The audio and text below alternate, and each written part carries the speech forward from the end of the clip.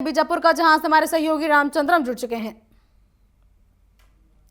जी रामचंद्रम, क्या कुछ खबरें हैं जो सुर्खियों पर रहने वाली है? इसके साथ ही छत्तीसगढ़ में आज हरेली का त्योहार मनाया जा रहा है, इसको लेकर क्या कुछ वहां बीजापुर में अपडेट देखी जा रही है?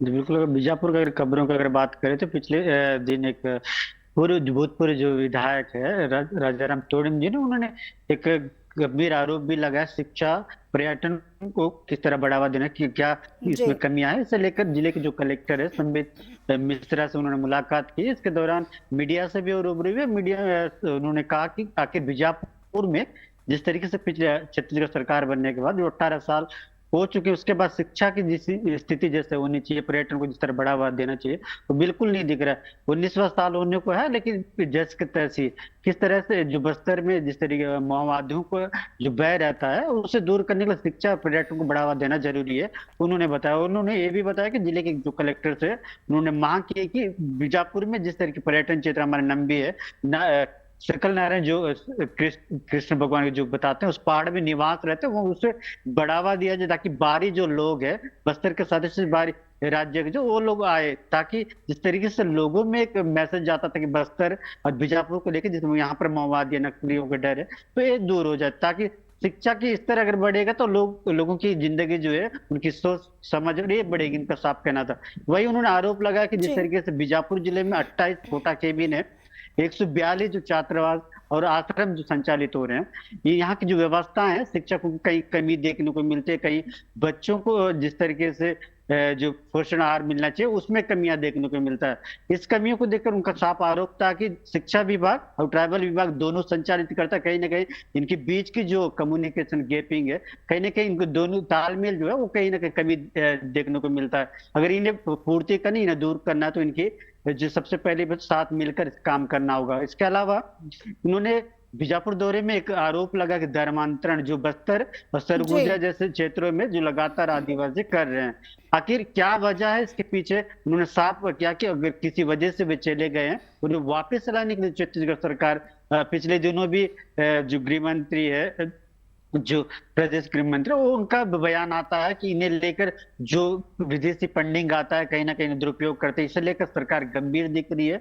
और इन्हें वापस लाने के लिए जो नियम उन्हें बनने चाहिए, जो कठोर नियम ने वो भी इसके लिए सरकार प्रयास कर रहा है। लेकिन पूर्व विधायक का बयान बस्तर दौरे के दौरान जो आया है ये कहीं ना कहीं चिंता का विषय प्रशासन को सोचना होगा, क्योंकि उनका साफ कहना है कि वर्तमान में जो छत्तीसगढ़ सरकार है जो धर्मांतरण के उन्हें वापिस आने से प्रोत्साहन राशि भी दिया जाएगी। सबसे बड़ी बात तो उन्होंने कही है। इसकी हमारे पुष्टि तो है नहीं लेकिन ये अच्छी पहल भी उन्होंने इसका सराहना करते हुए कहा कि मैं पूर्व विधायक भी हूँ, साथ ही साथ जो सर्व आदिवासी समाज के प्रदेश जो जी। कार्यकारिणी अध्यक्ष भी हूँ। इसके साथ मेरी जिम्मेदारी बनता है उन जो मेरे समाज के लोग जो है जो चलो उन्हें वापस लाने के लिए सरकार पहल करे उसकी सराहना भी कर रहा हूँ। देखिए कहीं ना कहीं भूतपूर्व विधायक भी रहे हैं, उनको लगातार जो गतिविधियां जिस तरीके सरकार की हो चाहे जो प्रदेश बस्तर में जो हलचल है इसे लेकर उनकी समाज जो बड़ी समाज आदिवासी है कहीं ना कहीं नेतृत्व करते हुए जो जानकारी लगातार उन तक पहुंचती भी रही है।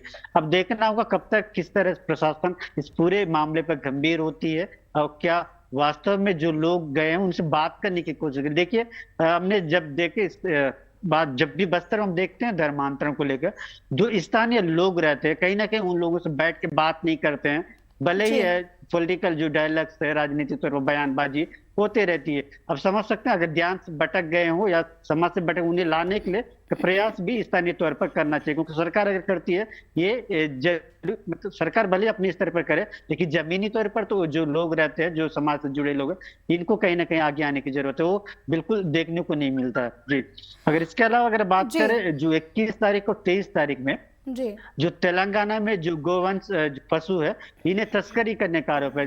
पिछले दिनों 21 तारीख के जो मद्देड़ थाना क्षेत्र में 83 जो जो गाय है उन्हें तेलंगाना जो है परिवहन करके ले जाया जा रहा था। कई न सूत्रों को जो जानकारी करने से वहां की जो पुलिस प्रशासन है कोतवाली जो मद्देड़ है वो उन्होंने कार्रवाई करते हुए 7 जो तस्कर है उन्हें गिरफ्तार कर जेल भेज दिया गया। वही पिछले दिन भी ऐसा ही एक मामला आया है जो तारलागुड़ा थाना क्षेत्र का बताया जा रहा है, जिसमें जो तस्कर जो है कुछ जो भैंस है उन्हें लेकर तेलंगाना जा रहे थे, उनमें भी मुखबिरी की सूचना मिली थी, उस पर उन्होंने कार्रवाई की है। कहीं ना कहीं इन दिनों जो लगातार जिस तरीके से तस्करी का जो काम करने वाले लोगों की जो लगातार पकड़े जाने, कहीं ना कहीं चिंता का विषय जरूर है। ये तस्करी जो है भोपाल पर जो एनएच है, एनएच से नहीं जाते हैं, जो अंदरूनी क्षेत्र, जो पहाड़ी क्षेत्र है, यहाँ से जी तस्करी को अंजाम दिया जा रहा है। लेकिन सबसे बड़ी सवाल है कि आखिर ये तस्करी जो गायों और भैंसों की जो हो रही है, आखिर इनकी खरीदी कहाँ से की जा रही है? क्या इन्हें कहीं क्षेत्र से चोरी तो करके नहीं ली? ये बड़ी सवाल है, इस पर कोई भी बयान अब तक नहीं आया है। जी जी बिल्कुल, बेहद ही गंभीर विषय है, क्योंकि लगातार जिस तरीके से जो है गायों की तस्करी की जा रही हो, बेहद ही गंभीर विषय है। इसके साथ ही रामचंद्रमा आपने धर्मांतरण को लेकर जानकारी दी और बताया कि जो है स्थानीय निवासी बहुत ज़्यादा धर्मांतरण करें, तो आखिर क्या कुछ वजहें हैं जो आदिवासी क्षेत्रों में धर्मांतरण के सबसे अधिक मामले सामने आ रहे हैं? जी, धर्मांतर की अगर बात करें तो सबसे बड़ी वजह है यहाँ जो पिछले दिनों हमने कई लोगों से बात भी करनी, कुछ नाम तो नहीं लूंगा, लेकिन जिसपे उनका साफ कहना था कि कई बीमारियों के वजह है, कहीं कहीं विश्वास, जैसे इनका विश्वास है कि अगर उनको मानते हैं तो उनकी जो बीमारियां उन्हें वो दूर हो जाते हैं। उनकी जो कहते हैं ना, जैसे आस्था अन्य धर्मों में भी रहता है, आस्था ही है जो अलग है, लेकिन इसमें कई जगह बहुत कट्टरपंथी भी देखने को मिलता है। कहीं ना कहीं इसका विरोध जो समाज है वो कर रहे हैं। आप समझ सकते हैं, किसी भी धर्म को मान सकते हैं, सभी को अधिकार है, पर किसी अन्य को नीचा दिखाने या तो उसकी आलोचना करने की जरूरत। लेकिन कई बार हम देखते हैं कि बाकी जो एक बार जब चले जाते हैं तो उसके बाद बाकी जो धर्मों के प्रति कुछ लोग हैं, पूरे तो नहीं है लेकिन शिक्षित वर्ग भी सबसे ज्यादा उधर खींचा जा रहा है। आप समझ सकते जी हैं, देखिए वास्ता रखी अच्छी बात है, लेकिन जिस तरह कट्टरपंथी होना चाहिए वो किसी भी धर्म के साथ नहीं होना चाहिए। ये सबसे बड़ी आस्था है कि शिक्षित नहीं होना अंदरूनी क्षेत्रों का सबसे बड़ी वजह रही है। पिछले दिनों लगातार वो जुड़ते रहे हैं, और सबसे पहले बात प्रचार वे करते रहते हैं, यही वजह होगी कि सबसे ज्यादा जुड़ रहे हैं। इसके जो विरोध कर रहे हैं उनके कहीं ना कहीं इस तरह की जो गतिविधियां हो रही है, इस पर क्या कुछ सही है ये बताने में कहीं ना कहीं नाकाम दिखते हैं। जी यही वजह है कि जी धर्मांतरण को लगातार बस्तर में बढ़ावा दिया जा रहा था। जी जी बिल्कुल, बेहद ही गंभीर विषय है, क्योंकि क्षेत्र में लगातार बस्तर क्षेत्र में सबसे अधिक आदिवासी क्षेत्रों में धर्मांतरण के मामले सामने आते हैं। इसके लिए बेहद ही जरूरत है कि पहल की जाए और लोगों को धर्मांतरित होने से रोका जाए। फिलहाल तमाम जानकारियों का आपका धन्यवाद रामचंद्रम। और यह हमारे सहयोगी रामचंद्रम जी ने बताया कि आदिवासी क्षेत्रों में सर्वाधिक धर्मांतरण के मामले सामने आ रहे हैं। बता दें कि आपको एक के बाद एक ऐसे धर्मांतरण के मामले सामने आ रहे हैं जिसमें आदिवासी क्षेत्रों में शिक्षा की कमी की वजह से भोले भाले जो लोग होते हैं उनको बरगलाकर उनको धर्मांतरित किया जा रहा है। इसके लिए कई बार सरकार द्वारा पहल भी की जाती है, लेकिन जमीनी स्तर पर पहल करने की बेहद जरूरत है ताकि धर्मांतरण को रोका जा सके।